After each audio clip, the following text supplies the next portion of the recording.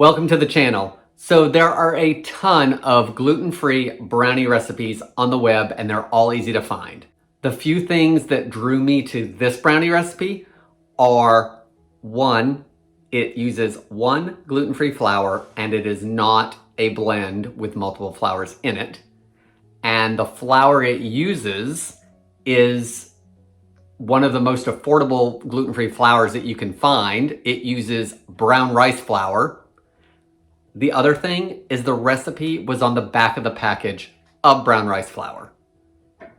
I'm Jamie with SavorySaver. I share gluten-free recipes, tips, tricks, and resources to make your gluten-free lifestyle easier. So please consider subscribing and let's make some rice flour brownies. So the recipe for these brownies can be found on the back of the Bob's Red Mill bag of brown rice flour. It's on the back. Easy ingredients, easy instructions, easy to make.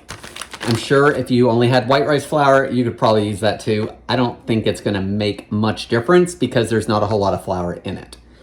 I'm gonna pretty much make it in this pot because it all gets mixed together, so why not? So in the pot, I have a cup of chocolate chips and I have a stick and a half of butter. One stick, the full stick, is salted and the half stick is unsalted. The recipe still calls for salt, but I'm probably just gonna put in a little pinch. It calls for 1/8 of a teaspoon, which is around a pinch anyway. So I may add a little bit more salt, I may not. We'll see when I get to the dry ingredients. The other thing we're gonna add to this is a 1/2 cup sugar.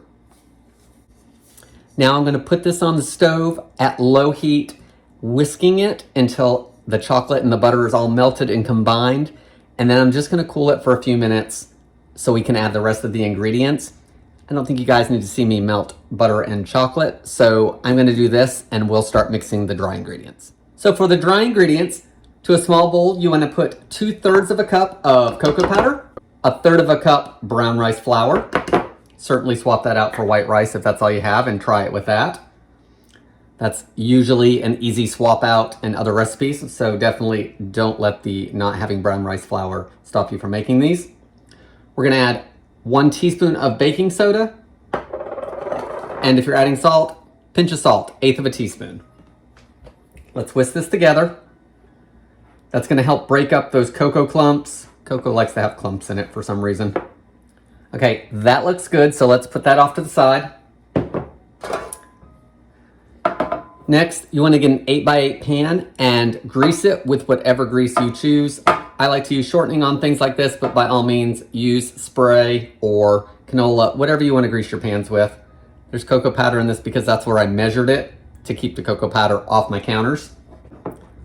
The liquid ingredients in this recipe, you want 3 eggs. I have mine at room temperature because they will incorporate better into the batter.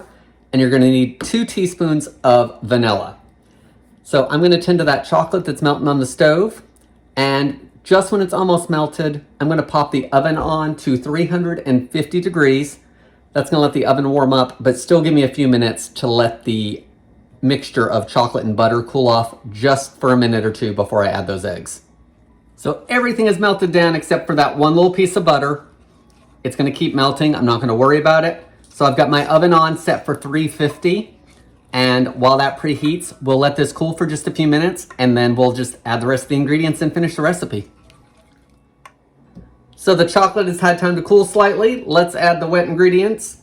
We're gonna add 3 eggs. Again, these are room temperature. And add 2 teaspoons of vanilla extract. Break the yolks.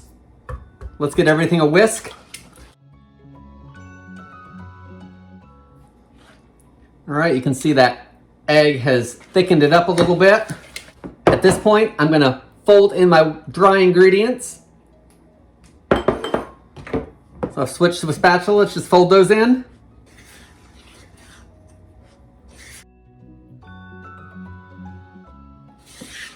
All right, most of that's folded in, not all of it yet. So let's add the final ingredient. We're gonna add a 1/2 cup more of chocolate chips. And by the time those are all distributed, the rest of the stuff will be mixed. Everything mixed up in just a couple minutes. Let's add it to our baking pan. Now that everything's in the pan, let's get these baked off. It's gonna take 30 to 35 minutes in that 350-degree oven. You wanna bake them until a toothpick comes out clean. Then let them cool for about 15 minutes in the pan, and then you can take them out and cut them. So I'll bring you back in just a second. Here is an inside look at the brownies as they bake. And I just want to show this because look at how high they have come up the pan. That's probably about double the size of what it was in the pan. So we're about 12 minutes into the bake time. So just make sure when you make these that you definitely have a pan that they are not going to bake over. So let's continue to bake these off. Okay, so here are the brownies. It did take the full 35 minutes before the toothpick came out clean. And as you can see in the middle, it sunk as soon as I pulled it from the oven. I'm okay with that. It's brownies. They usually do that anyway. That's probably because of the eggs that are in there, so it deflated. So it's been sitting 15 minutes. You want to let them cool at least 15 minutes before you cut them. So I'm going to give it just a minute or two more, and then I'm going to give them a taste. So I just cut into them. First piece totally fell apart. So they're either super moist or they're not cooked. Let's find out. All right, so let's give them a try. They're nice and dark inside.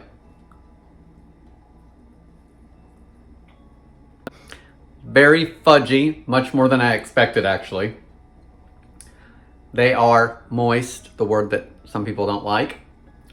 Looks like the chocolate chips have sunk to the bottom from what I can tell, which is fine, that's okay. Not a big deal there. They are cooked through. They are more cake-like than chewy. So if you like cake brownies, I'd say they're a little more on the cake side than the chewy side. All in all, I don't know if there are really any bad brownie recipes. This is just another one to add to your recipe arsenal. It only uses the rice flour, super affordable. You can probably make it for about the same cost, I would guess, most likely less than what you could buy a mix for. Plus, with the mix, you're still adding other ingredients. So with these, you're having to use all the ingredients anyway, so it's probably coming out to a little bit less than a mix. Plus, you know how fresh the ingredients are in your pantry. Guys, right, did you see that? It just fell, just a little piece of it. That's all I have for today.